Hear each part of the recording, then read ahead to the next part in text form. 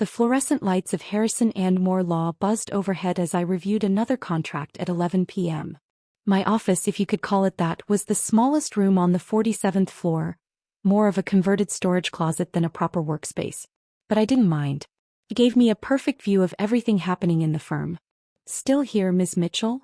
I looked up to see Gregory Harrison III, named partner and walking stereotype of old money privilege, leaning against my doorframe. His $5,000 suit couldn't hide his condescending smirk. "Just finishing the Maxwell merger documents, Mr. Harrison," I replied, keeping my voice neutral. 5 years as an associate had taught me to hide my emotions well. "Ah yes, the Maxwell deal." He stepped into my office uninvited. "Good work getting those signatures last week." Thomas was impressed. Thomas Moore, the other named partner. The mention of his name made my stomach tighten. In 3 days the firm would announce its new partners. After 5 years of 80-hour weeks, sacrificed weekends and flawless case records, I was the front-runner. "Speaking of Thomas," Harrison continued, "we had an interesting discussion about you today." I kept my face carefully blank. "Oh, yes. About your future here." He picked up a photo from my desk. Me graduating law school, summa cum laude from Yale. "You know, when my grandfather started this firm, he had a very specific vision." "I'm aware of the firm's history, sir." Everyone was. Harrison and Moore, founded in 1952, had never had a female partner. Not one in 70 years. "Then you understand why tomorrow's partner announcement might be disappointing for you." His smile didn't reach his eyes. "But we value your work ethic. Senior associate is nothing to be ashamed of." My hands stilled over the keyboard. 5 years of perfect performance reviews. The highest billable hours in the firm's history. More won cases than any associate in our records. "I've met every criteria for partnership," I said quietly. Harrison laughed, actually laughed, and set my photo down carelessly. "Oh, Alexandra. You'll never make partner here. That's not how this works." "And how does it work, Mr. Harrison?" "This is a gentleman's firm. Always has been, always will be. Now if you'll excuse me, I have a dinner at the Metropolitan Club. Don't stay too late, though I'm sure you will." He left, his expensive shoes clicking on the marble floors. I sat there staring at the contract on my screen, letting his words sink in. What Harrison didn't know, what none of them knew, was that I'd seen this coming 3 years ago. Every late night, every perfect brief, every client meeting, they weren't for making partner. They were for something much bigger. I pulled out my phone and dialed a familiar number. "It's time," I said when the line connected. "Release everything Monday morning." "Are you sure?" my brother asked. He'd been warning me to wait, to be patient. "They just made it official. I'll never make partner here." I smiled, thinking of the press release already drafted and waiting. So let's show them who really owns Harrison and Moore. I hung up and looked at my reflection in the darkened window. Tomorrow they'd announce 6 new partners. All men, all from the right families, all mediocre lawyers who'd never worked a weekend in their lives. But Monday would be different.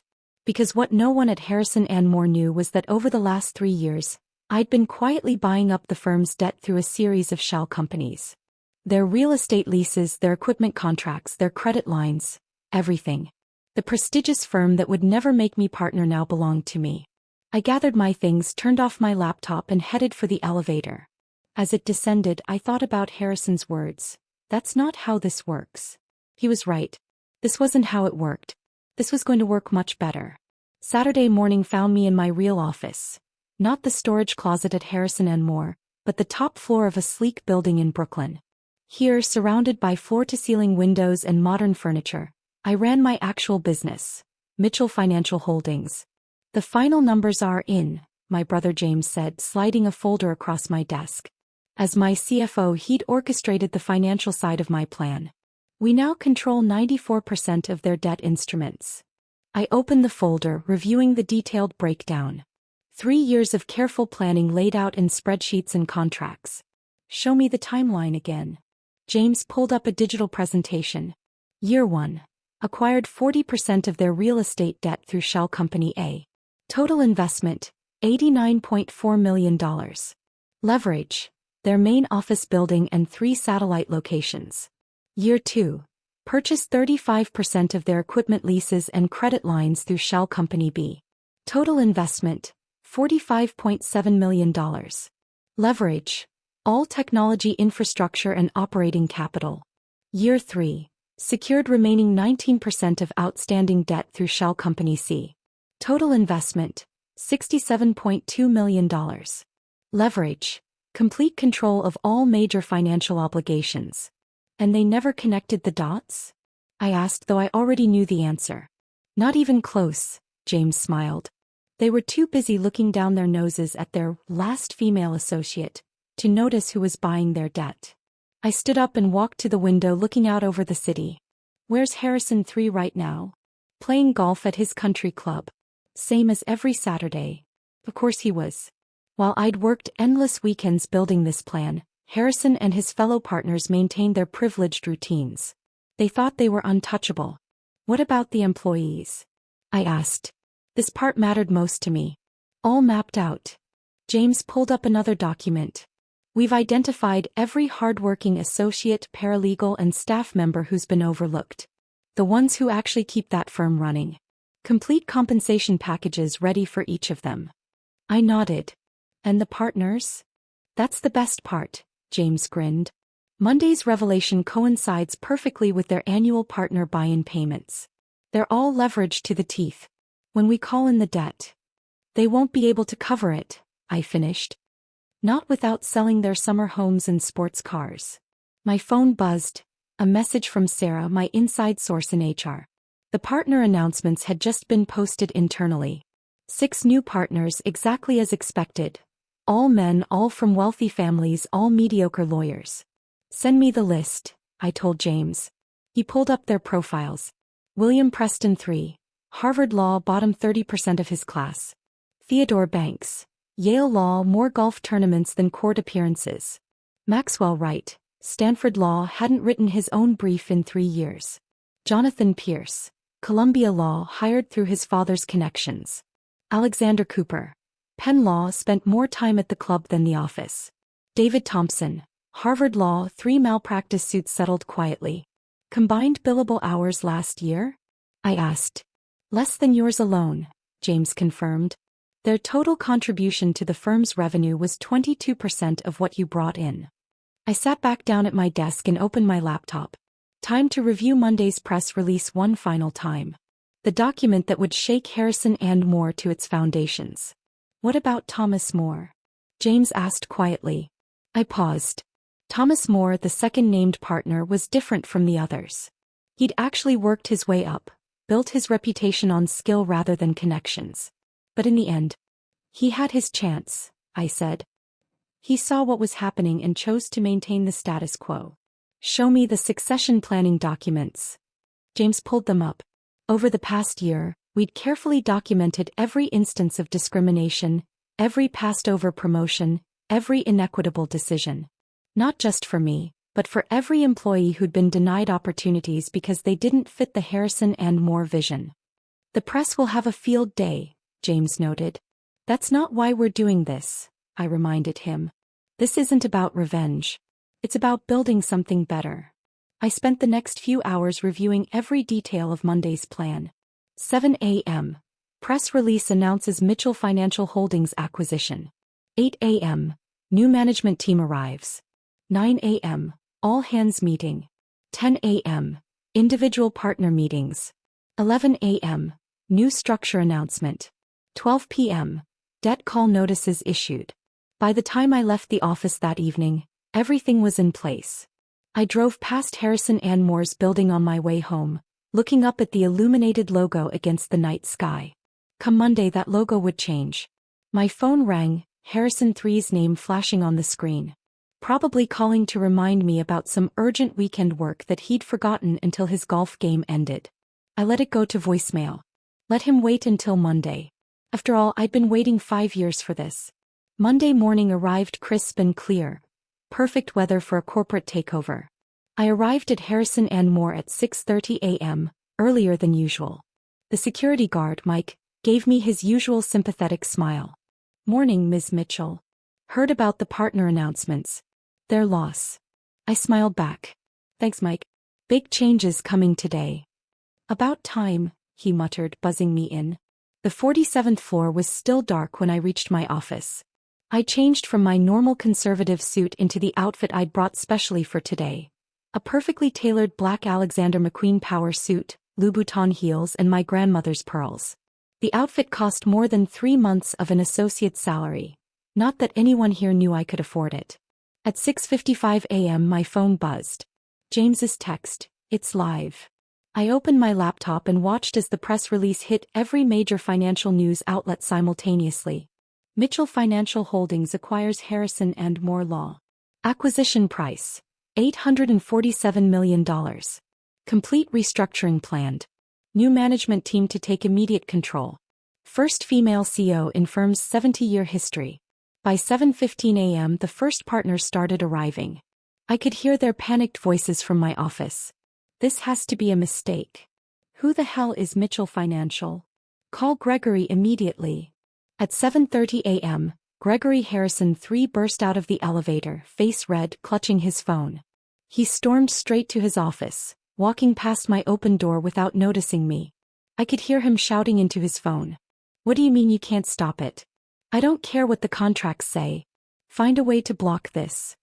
More partners arrived. The noise level rose. Phones rang constantly. Associates and paralegals huddled in corners, whispering and checking news sites on their phones. At 8:45 a.m., right on schedule, James arrived with our management team. 15 people in sharp suits carrying tablets and briefcases. They walked straight to the main conference room. At 8:55 a.m. the intercom crackled. "All employees please report to the main conference room immediately." I waited until everyone else had filed in before entering. The room was packed. Harrison III stood at the front trying to project confidence. "Everyone remain calm," he was saying. "This is clearly some sort of hostile takeover attempt and our lawyers are." "Your lawyers work for me now," I said clearly, walking to the front of the room. The silence was absolute. Every head turned.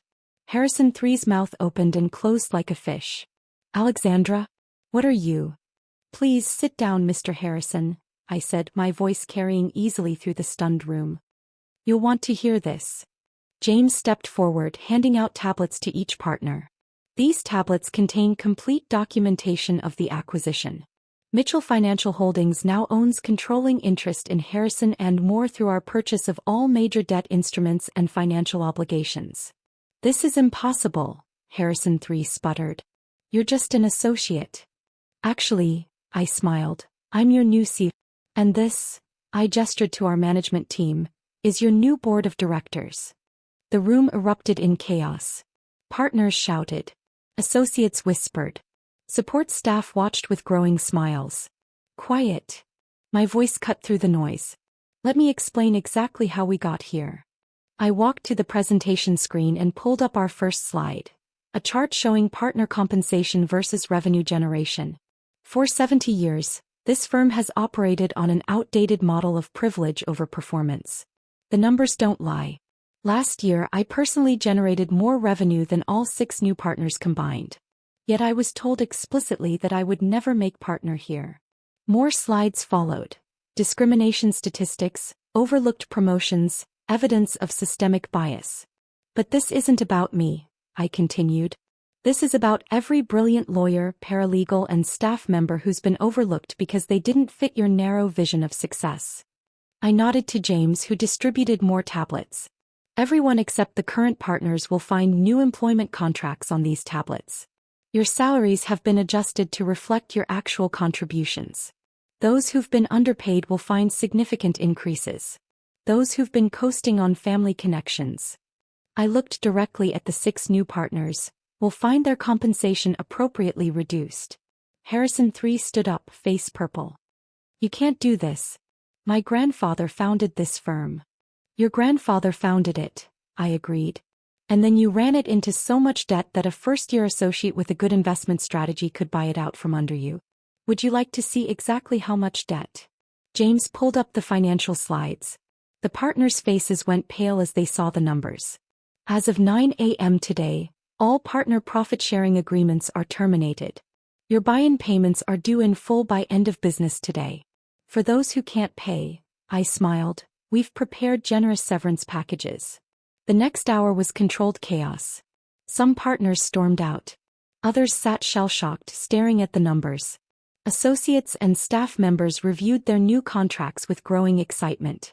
Thomas More was the last partner to approach me. You planned this for years, he said quietly. Yes. Why didn't you come to me? I could have helped change things. You saw what was happening, I replied. You chose to maintain the status quo. He nodded slowly. For what it's worth. I'm sorry. By noon the transformation was complete. New signs were being installed. Harrison III's name was already off the door. The press had surrounded the building. I stood in my new office, the corner office that once belonged to Harrison, looking out over the city. James joined me. Well, sis, he said, you did it. We did it, I corrected him. But this is just the beginning. My phone buzzed with a text from our PR team. Major law blogs picking up the story. They're calling it the silent takeover. I smiled. Let them call it whatever they wanted. I had work to do. Because Harrison and More was about to become something it should have been 70 years ago. A law firm where success was based on merit, not privilege. Where brilliant minds weren't held back by outdated prejudices. Where the best lawyer in the room would make partner regardless of their gender or background. I sat down at my new desk and opened my laptop. Time to start building something better.